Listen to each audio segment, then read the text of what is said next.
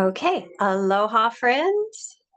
Um, I thought since it's so very hot right now in summertime, this is the middle of August, and it seems like a good time to talk about channeling and saving water.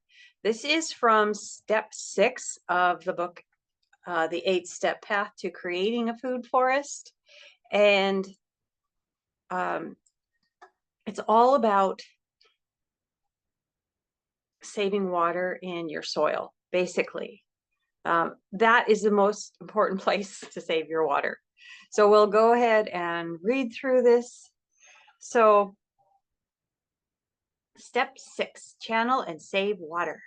Water is always around us. It moves and transforms from gas to liquid to solid in unending spirals. Right now, as you breathe, you're inhaling and exhaling water in its gas form because the air around us includes water vapor. The clouds consist of collected water vapor that condenses back into a solid state. Well, it appears solid to us. And when the water gets heavy enough, they drop it back to earth as rainwater.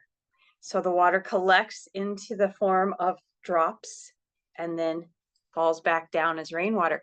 As you can see in the illustration here at the top left, notice how the trees transpire water in a process similar to our exhaling.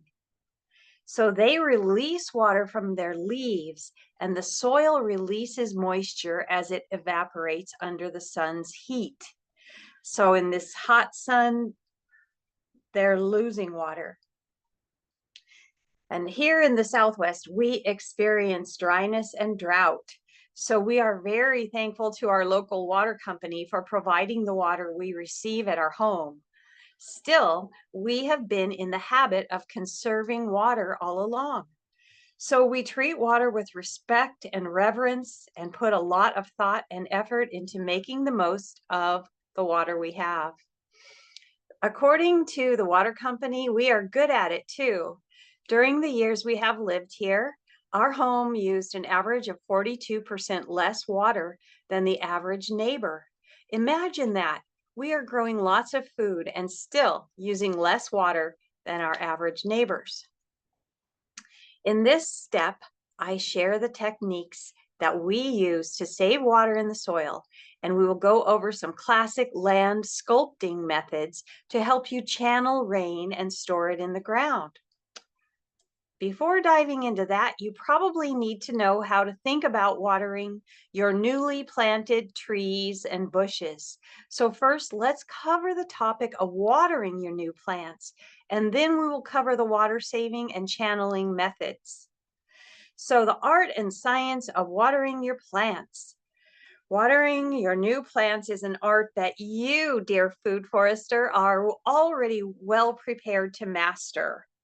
Well, this is because if you were reading this book, you would have already learned to understand your soil's drainage type, whether it's sandy and airy, or clay and wet, or something in between.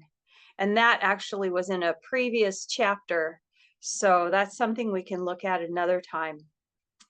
But the knowledge about the soil, your soil, is important. It gives you your first massive boost in watering mastery. You also know the 4 directions, north, south, east, and west. So you understand which areas of your food forest are the sunniest, which is the south, the shadiest, which is the north, the rainiest would be the east, and the driest would be the west. And that, of course, is in the northern hemisphere. So if you're in the southern hemisphere, the north and south are going to be opposite. So your north would be sunny and your south would be shady. So these factors will affect the balance of air and water in your soil. So imagine after a heavy rain, your soil is saturated with water and holds only tiny air pockets. Now imagine that as the sun shines on the earth, it evaporates water from the surface of the soil. The longer the direct sunlight, the drier, will this turn? The ground gets. So the longer the sunlight, the drier the ground gets, starting from the top and drying out deeper over time. So we see patterns of polarities, the wet soil type and the dry soil type, the sun and the shade, the rain and the sunshine. As usual, we are looking for a balance somewhere between the two extremes. Imagine the water, and okay, this is a really good diagram right here. This is very helpful. Imagine the water and the air and the soil as a system trying to find balance, not too wet and not too dry. Life is so often about finding balance. Here is a diagram showing ideal soil, which I found on a government website, I believe. So it shows that ideal soil should have about a quarter water, a quarter air, and mostly like the broken down minerals and earth materials. And it shows here some organic materials as well. So that's a good approximation of how to think about your soil. You want it to have air and water and minerals and organic materials. So a quarter of the soil is water, a quarter is air, and in this ideal soil mixture diagram that you can find from many sources across the internet, the other half of the soil is minerals and organic material. Remember this image when dealing with watering, knowing that sandier soils drain water and hold air. Think of the sandbox. And clay soils have few air pockets and can contain a lot of water. Think of like molding clay sculptures. Somewhere in between those opposites is this elusive, balanced, ideal soil. In addition to providing nutrients and habitat to organisms living in the soil, organic matter also binds soil particles into aggregates and improves the water holding capacity of the land. Thus, organic matter is essential to the system. Even small amounts can help. So here lies the art of watering. First, give enough water to keep the young plants hydrated. Then allow the upper soil level to dry out in between watering to encourage roots to grow deeper down to the water table and out towards other trees and plants. Watering is an essential job when starting new plants. However, as trees age, they require less watering, except in extreme conditions. You can read more about soil moisture here, which is in Wikipedia, soil moisture, and here, which is usgs.gov, special topic water science school. So let's get into when to water. Watering new seeds. So newly planted seeds require moist soil as they sprout and get rooted. If their soil dries out after they begin growing, they will quickly die of dehydration. So they require regular watering to moisten the ground to the depth of their shallow roots. The top few inches need to stay moist. If you're unsure, stick your finger into the soil 1 to 2 inches deep and feel whether it is dry or damp.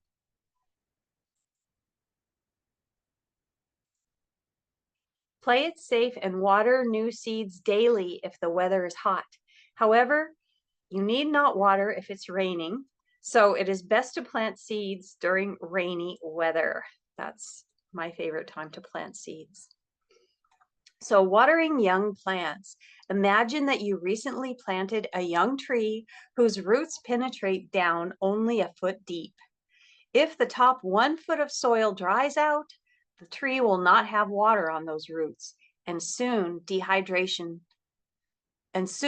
dehydration signs. On the other hand, if there's water in the ground deeper than 1 foot deep, the roots will grow deeper to get the water and develop new, deeper roots. If there's water below them, the roots will grow to penetrate to the depths. So you can let the top of the soil dry out a bit to encourage the roots to grow deeper. Over time, as a plant's roots burrow deeper into deeper soil, they require less frequent watering. As we are helping the young ones get started successfully, we want to give them a deep watering and then withhold water for a while as we allow the top layers of soil a chance to dry out. This way, we encourage the roots to keep growing deeper down to find water. Finding this balance with seeds and young plants requires keeping an eye on the soil surface and making sure it doesn't evaporate deeply and dry out the soil and the new plant with it. So young plants require supervision, just like children. It's a good idea to plant young new plants near each other. It's a good idea to plant young new plants near each other where you can keep an eye on them and water them all at once. Kind of like why they call it a nursery, because you're kind of nursing those plants along. You can limit your new plantings to a specific area that you carefully watch. It could be like planted like a guild or a grouping, so you don't get overwhelmed by having too many places to watch. So hopefully that would be like near your zone 1 where you're carefully watching things, or where you see them, or zone 2 where you see them throughout without walking too far away from your house. So kind of close to the house, close to where you are. Then once those new plants get established, you can start plants in another guild or a spot. So you may start one in zone 1, and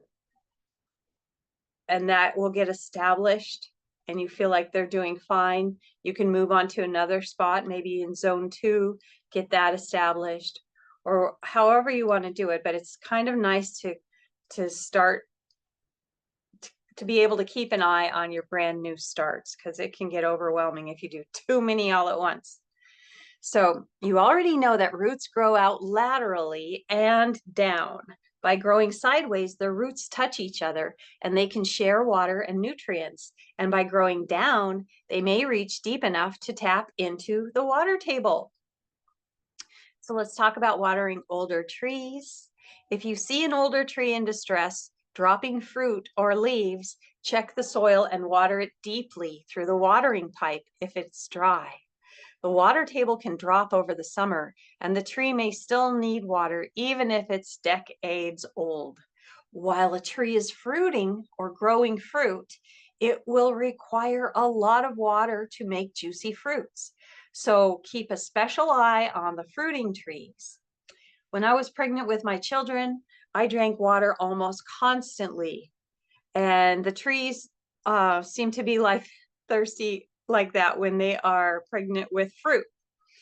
So the trees would live with the rainfall they receive like in native forests in an ideal situation, and fruit when they receive rain. However, this is a case where we add water to keep the fruit healthy and juicy, because we don't want the fruit to drop off or dry. So established trees still enjoy an occasional shower. Ideally, as in native forests, the trees can live with the rainfall they receive.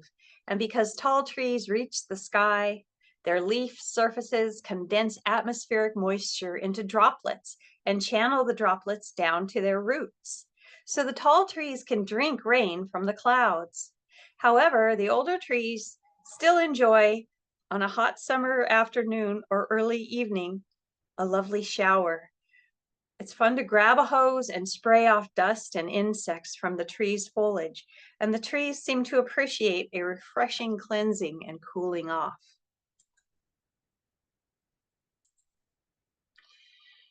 Also, if you shower the trees with hose water, insects will fly away to avoid getting wet. And if you hose off the trees in the early evening, the insects that fly away to avoid getting soaked might not come back. So this technique can alleviate a tree's pest problems too. So now you understand that young seedlings just getting a foothold are the most susceptible to drying out, and decades-old established trees are the least. And you know the principle of training plants to reach deeply into the soil for water to resist drought. you are mastering the art and science of watering. So let's dive into the techniques you can use to channel and save water in your water table in the soil. Okay, saving water in the soil. This is a fun part. So saving water in the soil is our primary objective because we want the big trees to tap into the water table. In addition, the ground can hold way more water than our rain barrel storage tanks. So it makes sense to store it where it belongs and where it will be available for plants to use, underground. Here are some ways you can use to save water in your water table. You can insert watering pipes into the tree's root zone. I hope you can see these pictures. What we did here was bury a 2 to 3 foot long piece of ABS or another kind of pipe. Like ABS is landscape pipe. It's, I want to say plastic, but it's something sturdier than plastic. Or you could put a metal pipe, but the ABS pipe is nice because it doesn't disintegrate with water like a metal eventually would. So a long piece of ABS or another kind of pipe. What's that white one they use in landscape? Landscape pipe with a 2-inch or 3-inch diameter. So here, this one's got like maybe a 2-inch diameter. This one might be a 3-inch. So you want a big enough diameter so that you can pour water into it with your hose. Now, leave about 3 inches of the pipe sticking up above the soil level. So now you have a watering pipe that allows you to water directly into the opening with a hose, and the water will go right down the pipe and into the root zone. So before we installed our watering pipes, we could water for an hour on top of the soil, and it would not penetrate deeply into the root zone. So we found this method to be a tremendous improvement. We can fill the pipe to overflowing a few times, and we have deep water penetration of the root zone. So these pipes go, you can put these in when you're planting a new tree. That's a great time to put them in. Or you can just dig a hole and put it near the root zone of a tree and backfill it. So that's watering pipes. Next, use gallon jugs to irrigate young seedlings. In this picture, you can see a gallon jug upside down. And these I call them baby bottles. They nurse the young seedlings with a steady supply of water as needed. And they act as a gauge of your soil's moisture. We mainly use the gallon jug drip irrigators in the summertime and put them away during rainy seasons. So for young seedlings, again, this is a good one. Fill a 1-gallon jug with water and place it upside down next to a young plant, working it into the soil so it's straight upside down. It's perfectly vertical. You have created an automated watering system that releases water when the soil is dry, but holds water if the ground is wet. These work exceptionally well if you add a new seedling into an established area, providing regular water to the shallow-rooted seedling. One bottle can last for days or weeks, depending on the humidity in the air and the soil. So check the bottles at the end of the day during your daily walkabout. Okay, now, raised beds use more water than in-ground or lowered beds. So I put one of these bottles near a plant growing on a raised mound of soil, and another bottle near a plant growing next to it on flat ground. The bottle on the raised bed mound emptied in a day, but the other didn't empty for a week. That was a telling example of how raised beds use more water than in-ground beds. And I'm just going to take a moment to say that Jeff Lawton, the permaculture, I call him the permaculture Jesus. He's so fun. And he's the one that I heard speak about raised and lowered beds. And he said raised beds are better for wet places and lowered beds are better for dry places. And I've used the lowered beds in our dry climate and found them to be very, very helpful. So, but that's just an aside. But yeah, raised beds do require more water. Okay, here's another fun thing. Create an outdoor shower with hot and cold water that drains into the ground. So this is an outdoor shower that we created under a trellis, a vine trellis. And it was a perfect place to have a shower because it waters the vine and you can go underneath it. So this is built with like some, I think 4x4 posts and some 2x4 rafters up there. And this is a passion vine. And see, we made a little path. This was a broken up patio. And I just pieced it into a path there. There's a little bird bath in there. Okay, so you can create an outdoor shower that is fun to shower in and allows your shower water to seep into the ground. Build a trellis and cover it with vines, or use your imagination to create your vision of the perfect outdoor shower. I heard of someone using an outdoor shower in a banana patch where a bunch of bananas are growing, and they have fixed a shower head out there and they shower in the midst of the bananas and water the bananas as they go, as they shower. Okay, then you can enjoy being in nature with the birds and butterflies as you cleanse your body with fresh garden produce and let the shower water drain into the earth below. So showering outside protects the oceans and waterways by keeping chemicals from shampoos, conditioners, soaps, and hair dyes out of the sewer system. You can use fresh garden produce to cleanse your hair and body as the water seeps into the ground. It will enrich the garden soil and it will enrich the garden soil in your garden.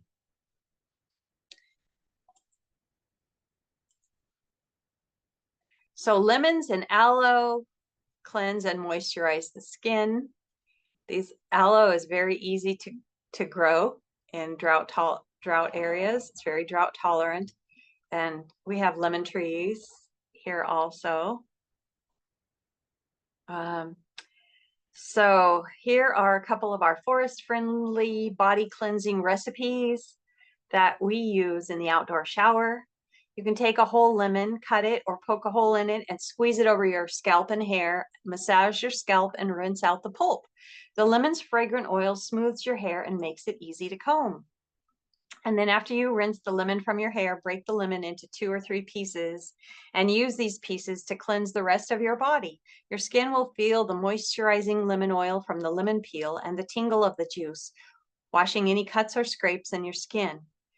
Rinse with water and you'll be fresh and clean. If you need extra scrubbing, combine equal parts of baking soda and lemon juice to make a fizzy paste that you can use to scrub your scalp and skin with bubbles. You can even just use baking soda and water. Okay, so then after that, you split open a succulent leaf of aloe vera or some other similar succulent plant and use the gooey sides to moisturize and heal your skin.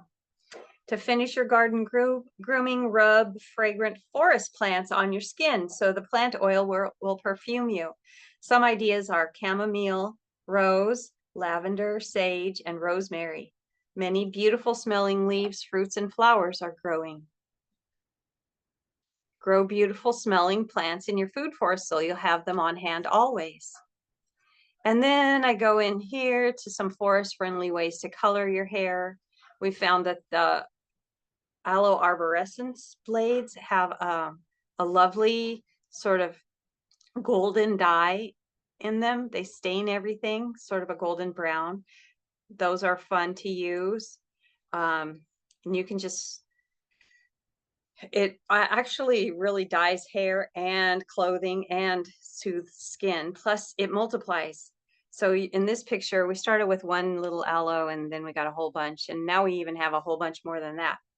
And they all came from one potted plant. So you break off a blade of the aloe, of the fresh aloe arborescens, and a small amount of the yellow-orange fluid will flow out when you first break it open. It's the circulatory fluid of the succulent leaf. This staining fluid will darken your hair and skin and clothes and anything else you touch it will stain it with a golden brown. Some things will get to be just, yeah, a pretty dark brown even. Wear a shirt you don't mind staining and save it for your hair coloring shirt when you allow the liquid to flow directly from the aloe onto your head. Or catch it into your hand and then put it on your head and comb it through your scalp and let it dry. After draining out the small amount of staining fluid, split open the blade and you'll find the clear, gelatinous, slippery flesh inside the blade, inside the leaf. Okay, wipe the clear liquid on your skin to moisturize and heal it, and watch how quickly your skin soaks it up. Another method is to use a variety of leaves or fruits from the garden and collect them all together and fill a teapot or a large pot with plant parts and cover them with water. Boil and cool and add salt and pour the cooled liquid from the teapot out into old shampoo bottles. And then you can create different hair care blends with different garden products. I have a course on Food Forest University that goes into all of the different ways you can do it.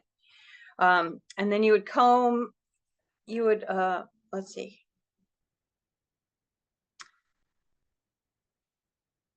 You can save the blends in a dark, cool cupboard for a while and use them or save them out in your outdoor shower.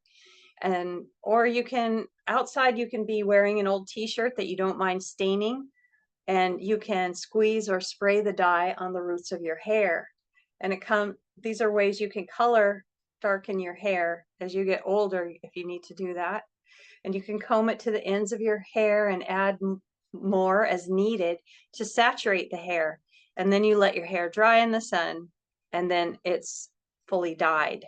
You can use the coloring as often as you want. The great thing is it's nutritious for your hair and skin, and it won't hurt you or the environment. You can experiment with edible leaves from your garden. Here are some ingredients we've tried. Sage leaves give a lighter brown, blackberry leaves a darker brown, pecan husks, oh my gosh, a very long-lasting dark brown. Lemon juice lightens and highlights hair. You can squeeze lemon straight on your hair and then dry it out in the sun, and it turns silvery hair a golden blonde color. And also other commonly known plants for hair dye are walnut husks, chamomile, and be creative. You could look for something edible from your garden and give it a try. I only use edible things in my hair care blends because I feel like it's just a lot safer. You can feel good about using these earth-friendly and budget-friendly hair care methods. So that's, doing all your showering outside. You can use a portable outdoor sink that drains into the ground. And we use our light portable outdoor sink to rinse garden produce, wash our hands, or clean off equipment. Then the water drains into the ground. It hooks up to a regular garden hose, and the water from the hose flows through the faucet. So you have a sink that can go wherever you decide to put it. Set it on the ground, hook up the hose, and you're ready to clean up. Use lemon or biodegradable soap to avoid adding harsh chemicals to the water table. What a practical way to save water in the water table. You can divert laundry gray water into the garden by fitting the drain pipe plumbing to conduct the water out to the garden.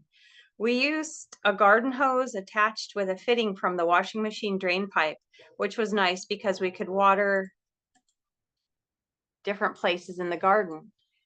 However, our newer washing machine requires a free-flowing drain, so we installed these underground ABS pipes to conduct water from the house out into the garden. We dug a 3-foot deep pit in the ground where the water flows out, filled the hole with gravel to support the pipe, and built this small bamboo trellis over the pit to grow vines over it and hide the view of the pipe. While looking for an alternative, safe, biodegradable soap, I came up with a couple things. I found this recipe online that uses Zote soap flakes, washing soda, baking soda, and OxyClean. I used to use that for a while. Then I found this True Leaf laundry detergent. It's kind of like, almost looks like a thick sheet of paper. And I was using that for a long time. And actually, I've updated it again. I learned how to make eco enzyme. And now I use eco enzyme that I make from our garden produce, which is like a lot of citrus and other things, plus water and brown sugar. And then you let it ferment. And it's a great all around, all purpose cleaner. And it's also safe for the soil. So that's what I'm currently using. And yeah, and I do have some videos on how to make that. So we get a lot of extra water into the water table by reusing our laundry gray water. And you can channel water and collect it in a small pond. We use a shovel to dig out a stream bed that conducts water wherever you want it to go. A swale is the stream's bed, and a berm is the mound of dirt piled alongside the bed, which helps direct the water and makes a great place to grow plants. Here we collected water in a 3-foot deep pond in the soil. Over time, the water soaked into the ground as the berm around the pond helped contain the water and prevent it from flowing downhill. So here's just a little hole in the ground that we basically piled dirt around the sides, and we made a little channel. So when it's really rainy, water will come down like a little stream and fill this little pond. And then eventually it soaks into the water table. Saving water in the water table is efficient and costs only a little time and effort to shape your soil. The water's already in the ground where plants can access it as needed. So use rain gutters and barrels at the house to collect and redistribute rainwater from the roof into swales and small ponds. So rain barrels can store water, and they can also be a conduit for moving water. This one here includes a short attached hose, which is very handy because you can attach a longer hose to it and conduct the rainwater to a location where your plants can use it, or to a pond for storage. You can use hugelkultur to collect and channel rain into the ground. So hugelkultur, this is an ancient method that people have been using for a long time. You create a hugelkultur in your garden by digging a trench in the soil and filling it with fallen branches, stalks, vines, kitchen waste, etc., and then covering the material with your dirt that you just dug up for the trench. Hugelkulturs can recycle your broken and trimmed branches and twigs, feed the soil-dwelling creatures, and release moisture into the soil as it decomposes, and eventually leave a patch of extra fertile land. They're more straightforward, require less work than other compost piles, and have no wooden structure like raised beds. So build it once and watch as it enriches your food forest. So these hill-shaped pockets of buried organic material decompose under the soil and function like small pockets of moisture and natural nutrients within the surrounding soil. Here's how to create a hugelkultur. You gather some bent or clipped branches, stalks, and vines. Dig a trench into the soil that is deep enough to contain the organic waste you are burying. Fill the trench with your garden waste and backfill it with the previously removed soil. Then stomp it down and cover it with leaves. This deep trench in the soil will accumulate water like a small pond when it rains. It will fill with water and slowly allow the water to seep into the water table. Create them anywhere you think they will be most beneficial. For example, an area you want to enrich for future use is a great place to locate a hugelkultur. In the moist environment of the hugelkultur mound, worms and other soil-dwelling creatures proliferate, break up clumps, and produce waste that feeds the plants. Everyone wins. As the summer sun dries out the pile, the buried material releases all the moisture so that the hugelkultur will be a pocket of moister soil in your garden, even in summer. During prolonged dry weather, the hugelkultur will hold air pockets until it fully decomposes into rich soil. So use mulch on top of the soil to keep the soil moister longer. As we already discussed this in step 4, cover the soil, but I'm mentioning it here because it's a fantastic way to conserve moisture in the ground. We keep the mulch around 1 inch deep to cover the soil in our dry climate in Southwest United States. Yet water can flow through it and into the ground when it does rain. You may add a thicker layer of mulch in wet environments because moisture will help it decompose quickly. So, and here is an example of a lowered garden bed. I drew this myself. Can you believe how fabulous? So this is kind of a sloping ground, and this is a concept of hugelkultur as a berm for a lowered garden bed. So I dug this big trench on the slope, okay, and I filled it with our branches, whatever was in there, branches, limbs, vines, bits and pieces, kitchen waste. So this is a cross-section view. So we're looking at kind of a long trench. And so the concept is that water flows into the lowered bed, boom, and then down here into the hugelkultur even deeper. And from there, as it settles, it can go deeper into the water table as compost tea. As you can see, the water's been carried through the decomposing material. So it's bringing all those nutrients down deeper into the soil. And then this lowered bed here stays moister than a raised bed would do. So this is a concept, hugelkultur as a berm for a lowered garden bed. Now, I've heard people talk about this. Do not put a hugelkultur on a super steep slope. This is more of a gentle slope because you wouldn't want to put something where it might be subject to falling downhill. Okay, I heard Jeff Lawton, the world famous permaculture expert, explaining in a video that lowered garden beds are better for dry soil conditions and that raised garden beds are better for wet soil conditions. That made so much sense that I tried it. It does catch more water during rainy times. And so this lowered garden bed collects rainwater and stays moister than the surrounding soil. So here it is. Here's another view of the lowered bed and the hugelkultur. Rainwater runs down into the lowered bed, and as the lowered bed fills, the water overflows into the hugelkultur mound, where it seeps deep into the water table. Under the hugelkultur pile is a deep trench filled with branches and other spent material that allows water to run through it and seep deeply into the water table. Lowered gardens and raised gardens offer fun opportunities for experimentation. And I did plant some bananas in the front of this, in this lowered bed. And those bananas did remarkably better out in our hot, dry backyard than other bananas that were not planted near a lowered bed like this. So in my experience with it, it did work very well. Okay, so here's some other fun things.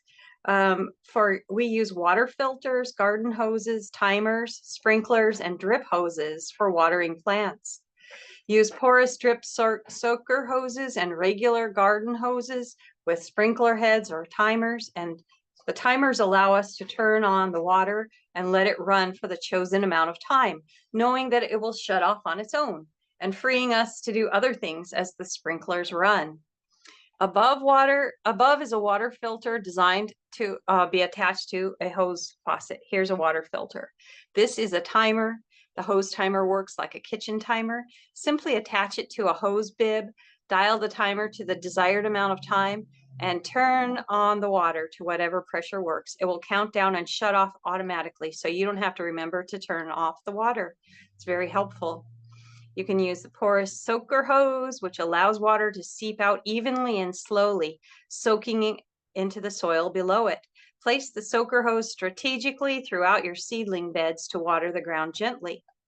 Here's a very fun sprinkler head to use. I enjoy that one a lot. The oscillating hose end sprinkler sprays almost 180 degrees from side to side or down to 10 degrees. In addition, you can control the height of the water by increasing or decreasing water pressure with the hose valve.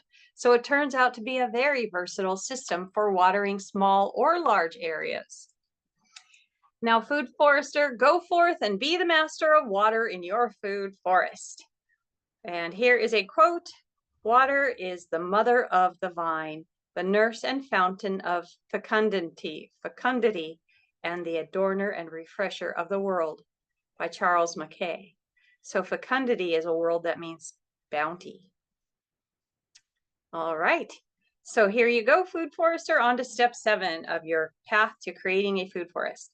So that wraps up step 6 from the 8-step path, channeling and saving water into the soil. And I made this whole book into a free course that's online at foodforestuniversity.com. So you can learn all the 8-step paths, all the 8 steps in the path to creating a food forest in your backyard. So I hope you'll check it out.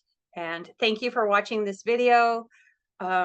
Please help me get this message out farther by liking the video, subscribing, and sharing the video with any of your friends who would like to learn how to save water in their garden. So I thank you for watching, and aloha.